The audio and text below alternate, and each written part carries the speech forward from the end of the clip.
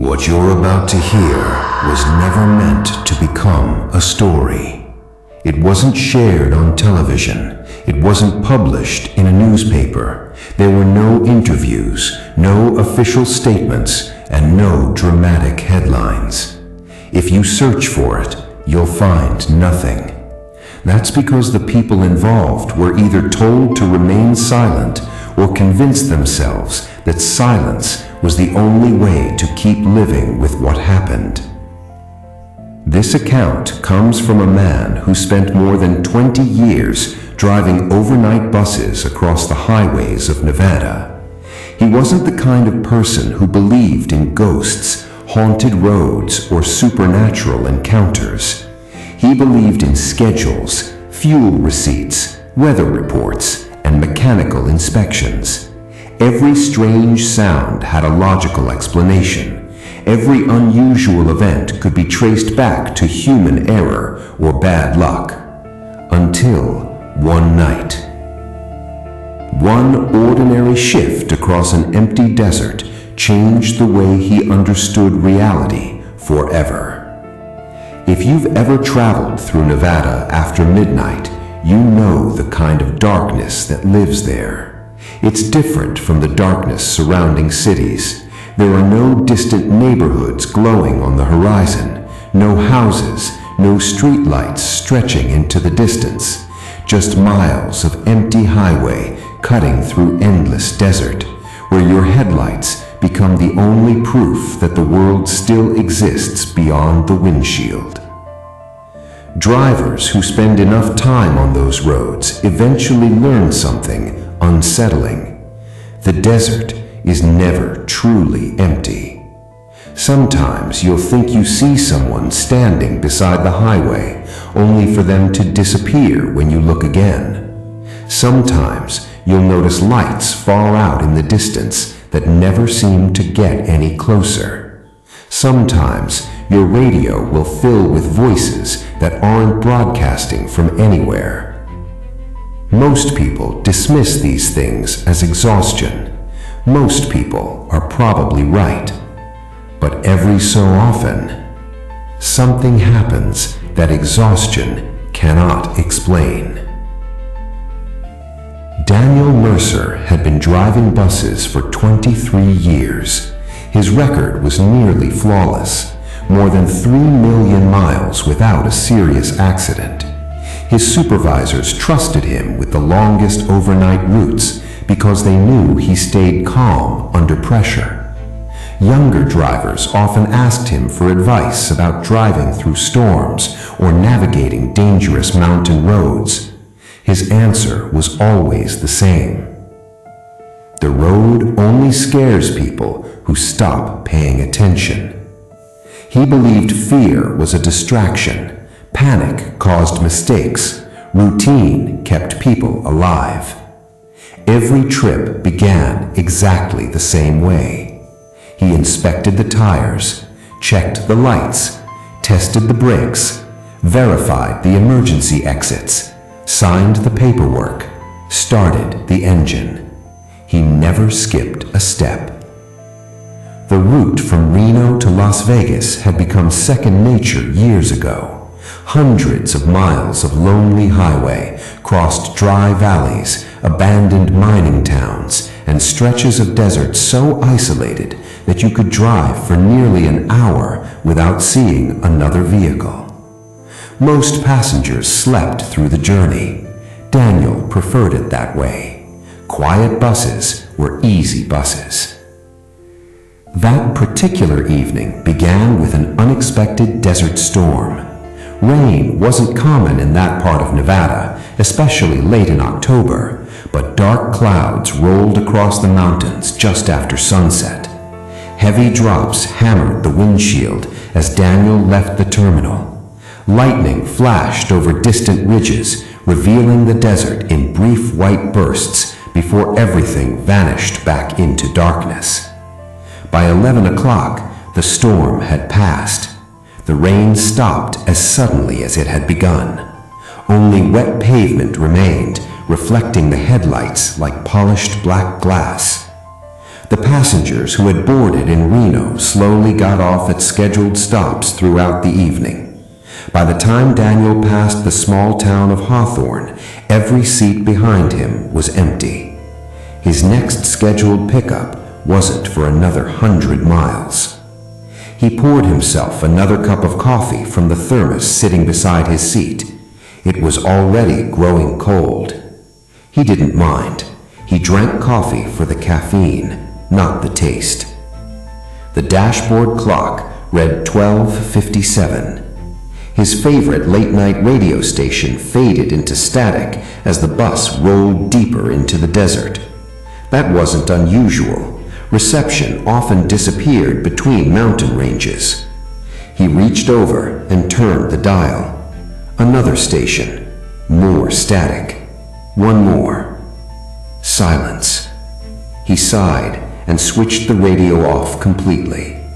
The sudden quiet felt heavier than he expected. Normally, the engine filled the cabin with a comforting hum. Tonight, it sounded strangely distant, as if the sound were coming from somewhere outside the bus instead of beneath his feet. Daniel frowned. He checked the gauges. Everything looked normal. Oil pressure, engine temperature, fuel, battery. Nothing seemed wrong. A minute later, he glanced back at the clock. Midnight. Exactly. He looked away for only a second before checking it again. 12:03. He blinked. That couldn't be right. He looked down at his wristwatch. Midnight. The dashboard clock had somehow jumped forward 3 minutes. He tapped the glass with one finger. Nothing changed. He made a mental note to report it after the trip. Electronic systems occasionally failed. There was no reason to think much about it.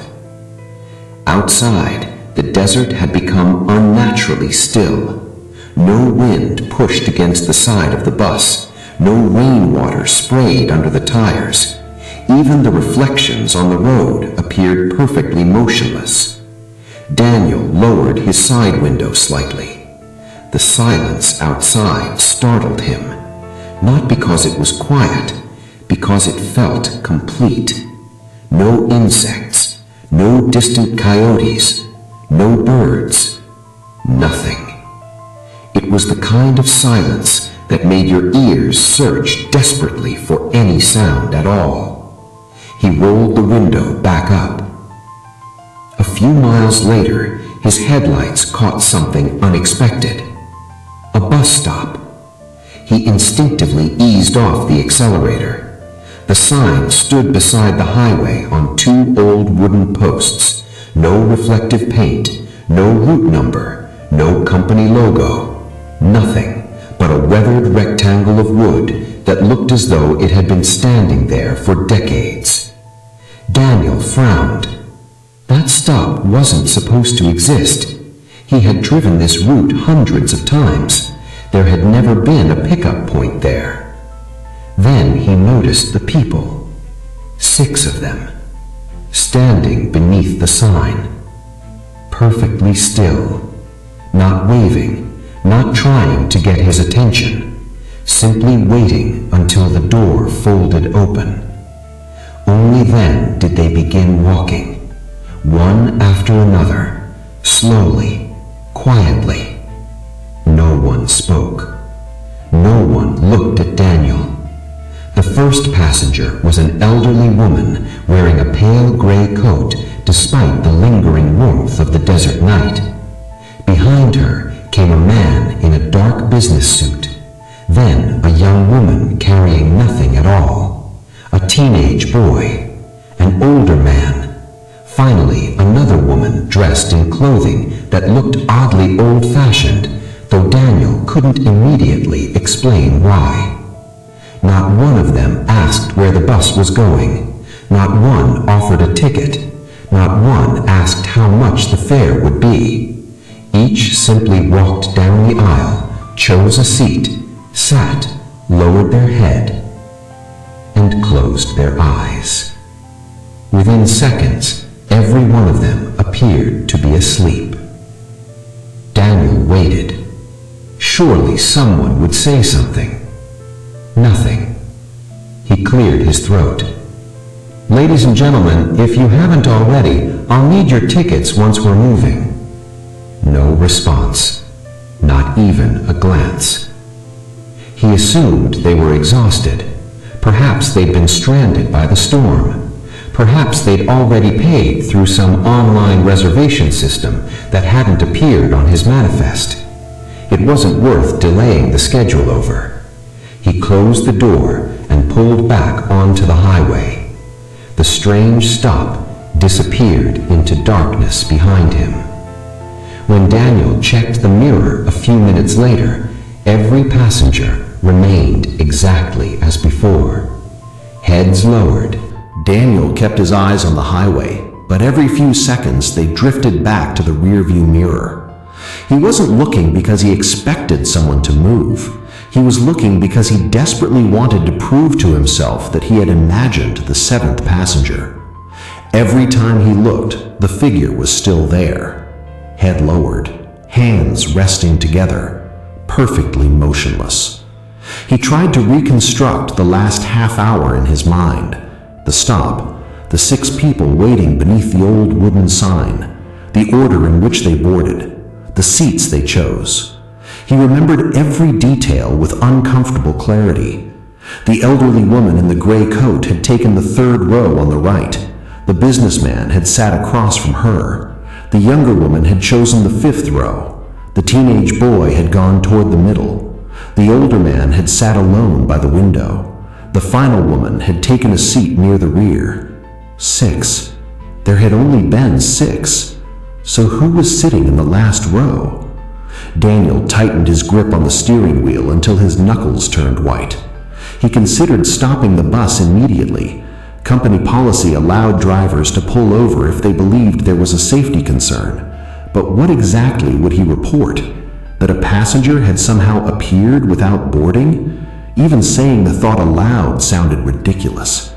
He glanced at the dashboard clock again. 12:06. His wristwatch still read 12:03. 3 minutes apart. Always 3 minutes. Neither clock seemed to move closer to the other. The difference remained exactly the same. He reached over and reset the dashboard clock. It blinked once before returning to 12:06. He frowned. He tried again. Nothing. The clock refused to change. A chill settled across the back of his neck. He lowered the driver's side window a few inches, hoping the cool desert air would clear his thoughts. Instead, something else drifted inside. A smell. Not unpleasant, not rotten, just old, like the inside of a building that had remained sealed for decades. Dry wood, dust, faded fabric. The scent vanished as quickly as it had appeared. Daniel rolled the window back up. He told himself to focus, just drive. Everything would make sense by sunrise. The highway stretched endlessly ahead. The storm clouds had disappeared, revealing a sky filled with stars so bright they almost seemed close enough to touch. There wasn't another vehicle in sight. No headlights ahead, no taillights behind. Just his bus moving through an ocean of darkness. The feeling of isolation grew heavier with every mile.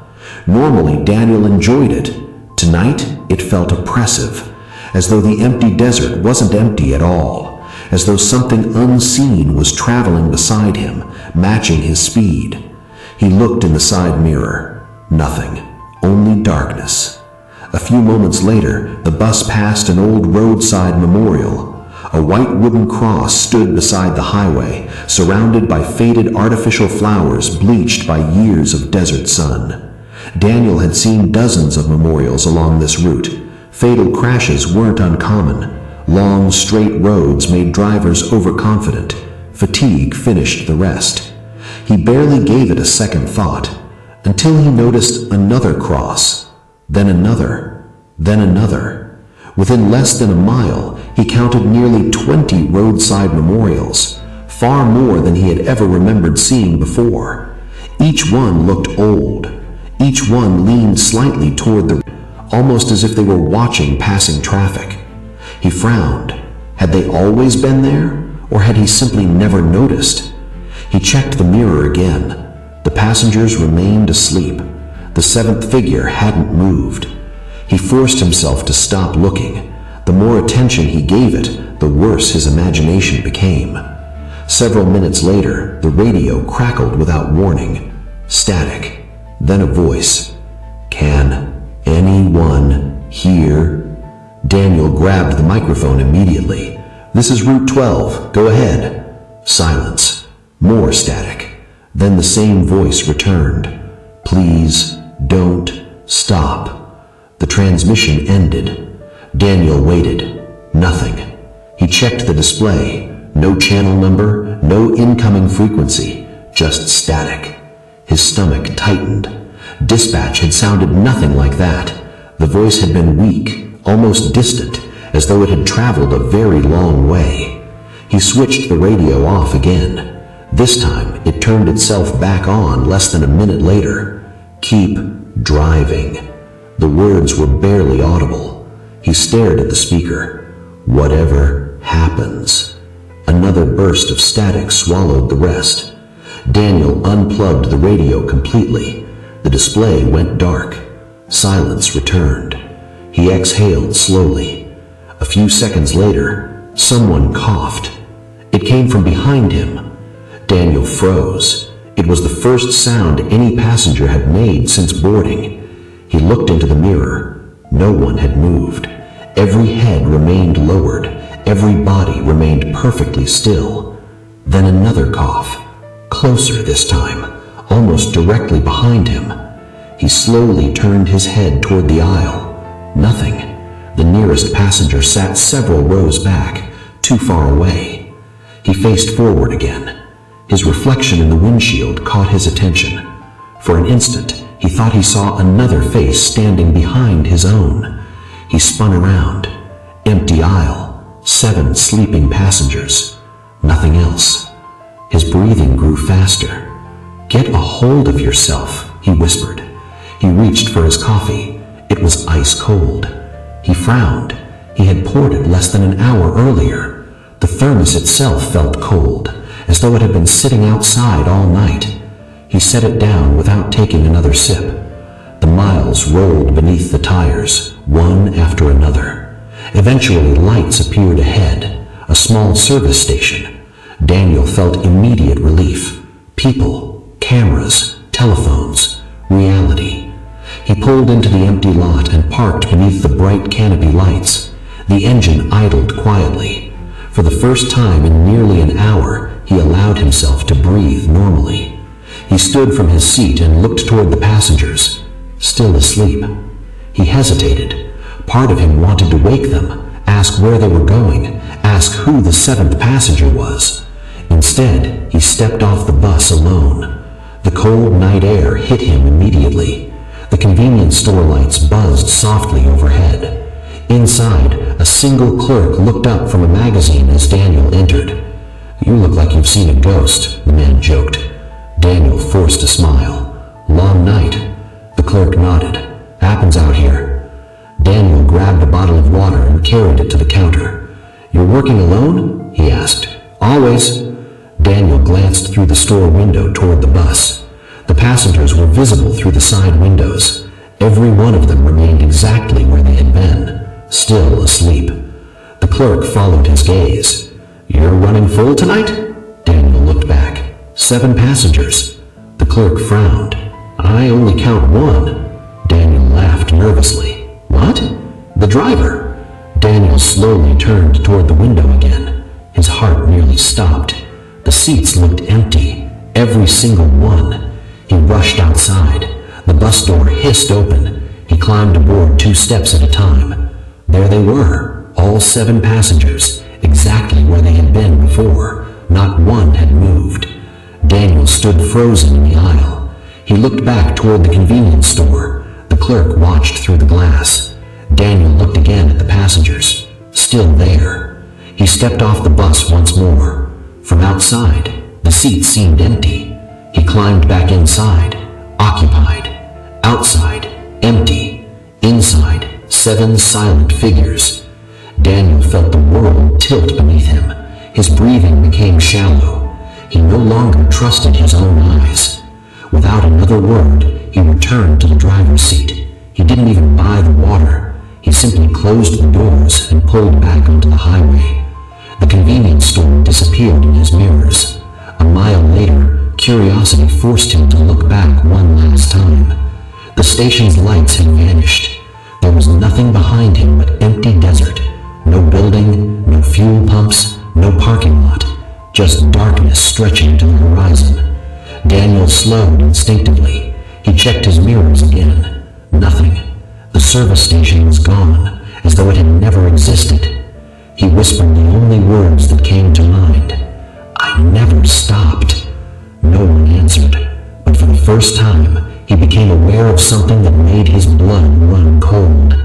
The bus no longer felt empty between him and the passengers.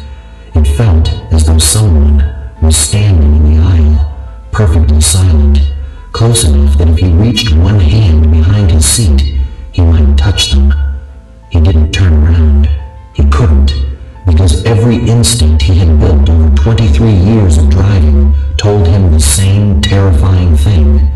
Some fears only become real the moment you choose to look. Daniel's foot eased off the accelerator without him realizing it. The bus began to slow, not because he intended to stop, because a single thought had forced its way into his mind. What if they've been waiting for me all along? The idea was absurd. He had never been on this road before tonight in any way that mattered. Yes, he'd driven this route hundreds of times, but every trip had been ordinary. Every mile had blended into the next. There was nothing special about this night. So why did it suddenly feel as though the night had been expecting him? The elderly woman's smile slowly disappeared. Her expression became peaceful again, as though nothing had happened. Daniel looked at the businessman, the young woman, the teenage boy, the older man, the woman near the back, the 7th figure in the last row. None of them moved, yet the silence inside the bus had changed. It no longer felt empty. It felt crowded, like a room filled with people who were all holding their breath. The road ahead dipped into a shallow valley. His headlights swept across the pavement. For the first time in hours, he saw another vehicle, an old pickup truck. It sat on the shoulder with its hazard lights flashing. Relief flooded through him. Another person, someone real, someone alive. He pulled onto the shoulder and stopped several yards behind the truck. The hazards on the pickup blinked in perfect rhythm. Orange, darkness, orange, darkness. A man stood beside the driver's door, middle-aged, dusty work clothes, one hand raised, waving for help. Daniel reached for the door handle. Then he remembered the radio. Please don't stop. He looked through the windshield again.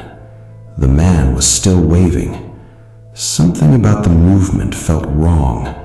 Not frantic, not desperate, mechanical. The arm repeated the exact same motion. Up, down, never faster, never slower. Daniel leaned forward. The man wasn't looking at the bus. His face remained turned toward the empty desert. Only the arm moved. Up, down. The rest of his body was perfectly still. Daniel felt every muscle in his body tense. He shifted the bus into gear. As he pulled back onto the highway, he glanced in the side mirror. The pickup truck disappeared into darkness. The waving man never changed position. He kept waving to nothing, as if he had been doing it for years, as if he would still be there tomorrow night and the night after that. The highway climbed out of the valley. A pale glow appeared far ahead. Sunrise. Daniel checked the dashboard clock. 5:43. His wristwatch still read 12:12. Hope surged through him. Just make it to daylight. Whatever this was, it couldn't survive daylight. He didn't know why he believed that. He simply did. The glow grew brighter. The black horizon softened into shades of gray. The stars slowly faded. Daniel smiled for the first time all night. "We're almost there." The words escaped before he realized what he'd said. We? He hadn't meant to include himself with the passengers. His smile vanished. The rearview mirror caught his attention. Every passenger had raised their heads. Not quickly, not suddenly. Simply, they were all looking forward now, eyes open. None of them blinked. None of them spoke. They stared toward the windshield, toward the growing light. Daniel's pulse thundered in his ears. He wanted to look away. He couldn't. 7 pairs of pale eyes stared silently ahead. Their faces remained expressionless, not angry, not sad, not threatening, just waiting. The sunlight reached the road. A single golden beam stretched across the dashboard. The first rays entered the bus. Daniel watched the reflection spread slowly across the aisle. It touched the elderly woman's shoes, then her hands, then her face. She closed her eyes, not like someone falling asleep, like someone surrendering to exhaustion. One by one, every passenger did the same. Their heads lowered again. The light filled the cabin. Daniel blinked against the brightness. For an instant, when he opened his eyes, the seats were empty. Every one of them. No coats, no footprints, no luggage, nothing. The bus was completely deserted. Daniel slammed on the brakes. The tires screamed across the pavement. He stood so quickly his shoulder struck the steering wheel. "Hello?" His voice echoed through the empty cabin. No answer. He walked slowly down the aisle. Every seat was cold, not recently abandoned.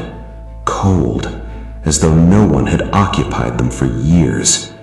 He reached the last row, the place where the 7th passenger had sat.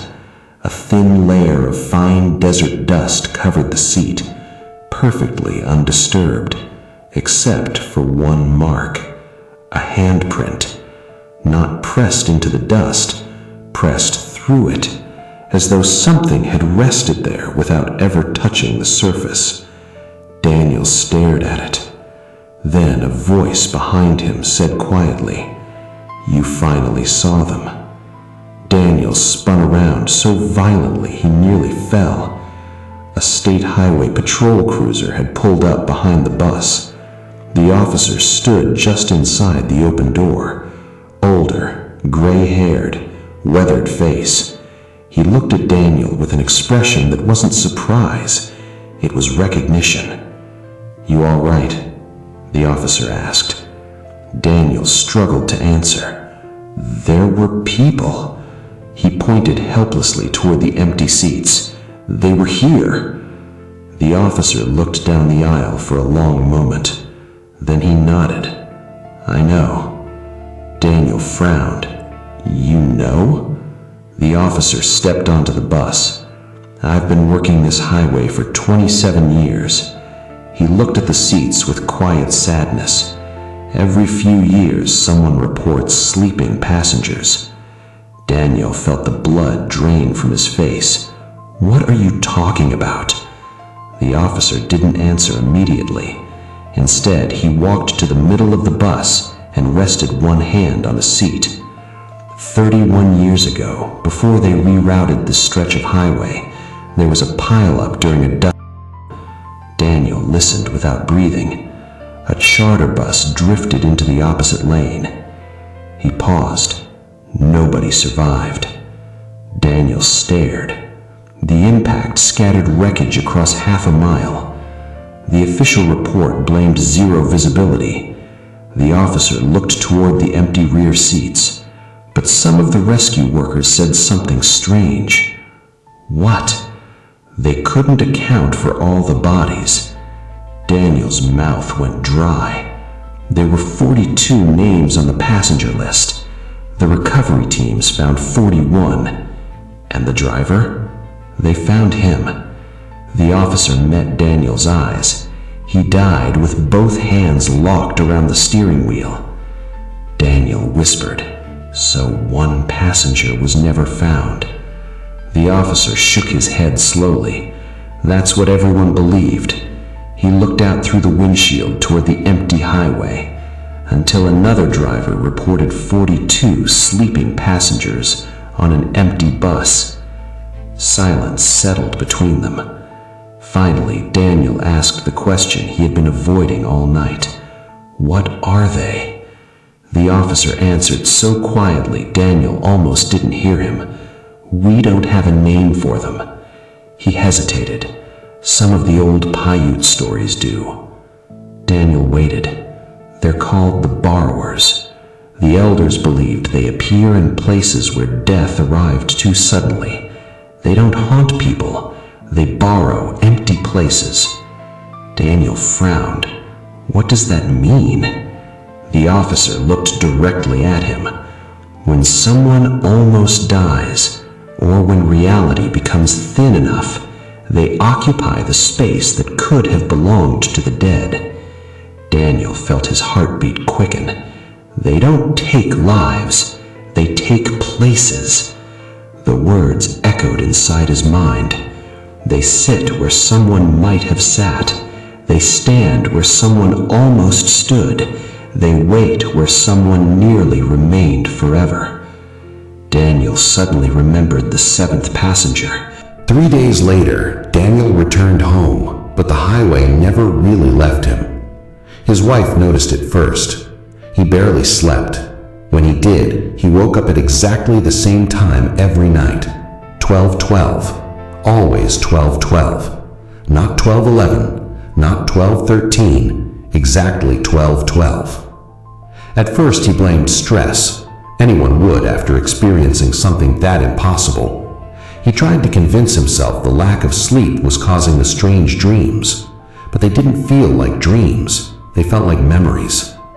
In every one of them, he was back behind the wheel. The bus moved through complete darkness. The engine hummed steadily. The road stretched forever, and every seat behind him was occupied. No one ever spoke. No one ever moved. They simply waited. Each night there was one more passenger than before. The first dream had 7. The second had 8. The third had 9. Daniel stopped counting after that. He stopped sleeping instead. His company placed him on administrative leave while investigators reviewed his report. No one openly accused him of lying. They simply looked at him with the quiet concern people reserve for someone they believe has suffered a breakdown. The onboard GPS logs contained unexplained gaps. The dashboard clock had recorded impossible timestamps. The route showed the bus traveling nearly 200 miles without consuming any measurable fuel. None of it made sense. But the strangest piece of evidence came from the interior security camera. Daniel almost refused to watch it. Part of him wanted the entire night to disappear. The transportation manager insisted, "If we're going to clear this up, we need to review everything."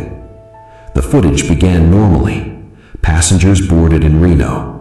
People exited at scheduled stops. Eventually, the bus became empty. Daniel watched himself driving alone through the storm. Nothing unusual. The clock reached midnight. The bus slowed. It stopped beside an empty stretch of highway. Daniel frowned. The camera showed no bus stop, no wooden sign, no waiting passengers, only darkness. Then the door opened. For several seconds, no one entered. The aisle remained empty. Daniel stared at the screen. "Pause it." The manager paused the video. "You see that?" Daniel pointed toward the empty doorway. There were people there. The manager said nothing. The footage resumed. The bus door closed. Daniel drove away. The aisle remained empty. Seat after seat remained unoccupied. For almost 20 minutes, then something happened. Not suddenly, gradually. So gradually that no one noticed it the first time. A faint depression appeared in the cushion of the third row seat, as if someone invisible had quietly sat down. Then another, then another. One by one, the empty seats began sinking beneath invisible weight. The fabric compressed, the suspension shifted. The bus leaned ever so slightly. There was still no one visible, yet something was occupying every seat. The manager leaned closer to the monitor. "What is that?" No one answered. The footage continued. Every empty seat now carried the unmistakable shape of someone sitting there. Invisible, silent, motionless. Then the camera glitched. Just a fraction of a second, one corrupted frame. The manager froze the video. Daniel wished he hadn't. For a single frame, every passenger was visible. Not transparent, not ghostly, perfectly real. 7 silent figures, heads lowered, eyes closed, exactly as Daniel remembered them. The image advanced to the next frame. The seats were empty again. The manager stared without speaking. He backed up the recording. The frame was gone, corrupted, unrecoverable. Daniel looked at him. "You saw them." The manager swallowed. "I don't know what I saw." He never spoke about it again. The official report concluded that electrical interference during the storm had corrupted portions of the recording. The case was closed. Daniel resigned 2 weeks later. He never drove another overnight route. For months, life slowly began to resemble normal again. The nightmares became less frequent. His appetite returned. He even laughed occasionally. Friends told him he looked better. They were wrong. He had simply become better at pretending. Then one afternoon, almost a year later, his phone rang. The caller ID displayed an unfamiliar number. He almost ignored it. Something told him not to. "Daniel Mercer?" "Yes." "My name is Emily." Her voice trembled. "I think you drove my father." Daniel frowned. "I'm sorry?" "He disappeared last October." Daniel's pulse quickened. "He was traveling from Reno. He never arrived. We've searched for months." She paused. "I found your name through a retired investigator." Daniel closed his eyes. "I'm afraid I can't help." Before he could hang up, she quietly asked, "Did you ever see a man wearing a dark blue business suit?" Daniel's hand froze. The businessman, third row, window seat. He remembered every line of his face, every crease in the sleeves, every strand of silver hair. Emily continued speaking. "I know this sounds strange, but I keep dreaming about him." Daniel couldn't breathe. "In every dream, he's asleep on a bus, and every time I wake up, I have the feeling he's trying to come home." The call ended without another word. Daniel never answered another unknown number. Years passed. The story should have ended there. It didn't. Retired life suited Daniel. He avoided highways after sunset. He never traveled through the Nevada desert again. Sometimes he thought the memories had finally begun to fade, until the package arrived. There was no return address. Inside was an old photograph, black and white, edges cracked with age. It showed a bus parked beside a lonely desert highway. A group of passengers stood in front of it. Daniel counted them. 1, 2, 3, 4, 5, 6, 7. Then his stomach tightened. There were 8 shadows on the ground. He counted again. Still only 7 people, but 8 shadows stretched across the desert. On the back of the photograph, someone had written a single sentence in faded ink. "Thank you for saving your seat." Daniel dropped the picture. His hands were shaking so violently he couldn't pick it back up. That night he didn't sleep. Just before dawn, unable to bear the silence any longer, he walked into his garage. His old bus driver's jacket still hung where he'd left it years earlier. Without thinking, he reached into the pocket. His fingers touched something cold, a ticket stub. He didn't remember putting it there. The paper had yellowed with age. Across the top, barely visible, were the words, "Passenger number 8. Below that, the destination line was blank. Where the passenger's name should have been, only one word appeared: Daniel. His knees nearly gave out. He backed away from the jacket. The garage suddenly felt crowded. Not noisy, crowded.